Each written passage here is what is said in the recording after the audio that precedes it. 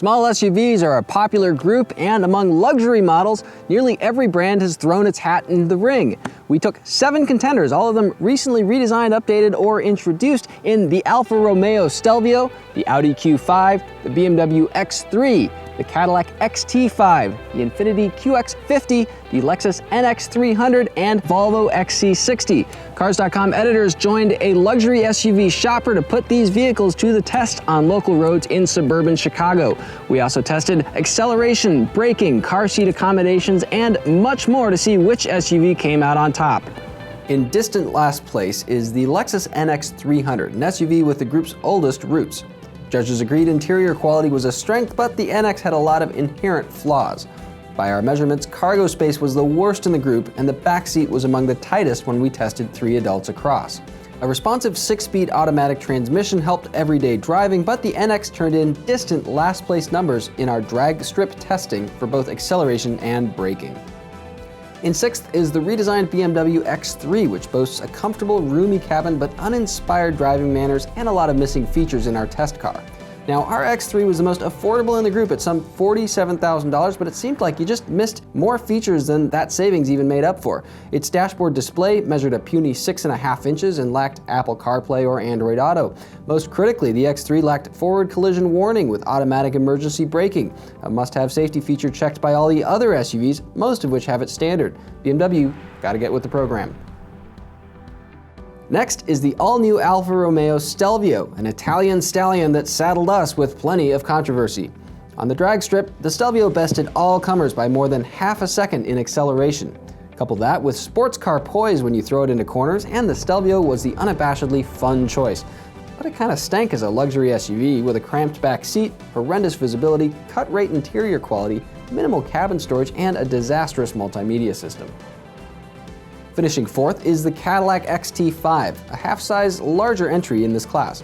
That extra size and weight made for pokier acceleration than the Xti5's specs suggest, with excessive engine noise to boot. Poor handling and unintuitive, touch-sensitive dashboard controls presented further drawbacks. Seriously, Cadillac's volume slider is about as bad as a White Castle slider. Still, the Xti5's strengths can't be overlooked. Cabin materials felt a cut above, and the front seats scored well on features and comfort. The Infiniti QX50 finished 3rd. This redesign turned out well despite some missed opportunities. The dashboard stacks 2 screens that look like they're from separate cars in terms of responsiveness and resolution. Speaking of resolution, Infiniti needs to resolve to add Apple CarPlay and Android Auto, both missing. The continuously variable automatic transmission in the QX50 felt responsive when driven hard, but droned like most CVTs in everyday driving. Still, the QX50 had a lot to like, with roomy seats and the group's largest cargo area by our measurements. Finishing in the runner-up spot is the redesigned Audi Q5, an SUV with few drawbacks. The conservative interior styling works in Audi's favor with an understated quality across myriad details. Audi's knob-based multimedia system has clear, intuitive menus, though the touchpad just made us really want a touch screen, which the Q5 lacks. The Q5 turned in solid acceleration on the drag strip, though accelerator lag became a constant annoyance around town.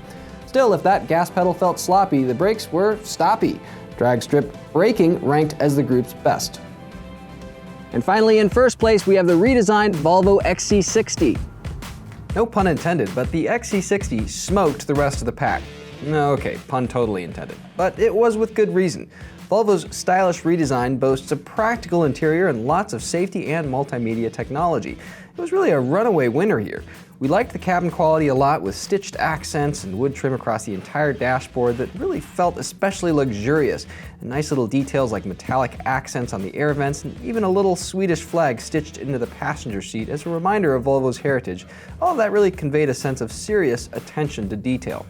All of that extended to storage too, where we found numerous nooks to put things in and around the center console. Visibility is underrated, and with the only remote folding rear head restraints in the group, the unobstructed view out the XC60's large rear window would make Jimmy Stewart jealous, and mirrors set off the narrow A-pillars make for great visibility out front too. Our XC60 also came packed with safety technology and rated best among our challenge competitors in that regard. Still, the XC60 didn't do everything right.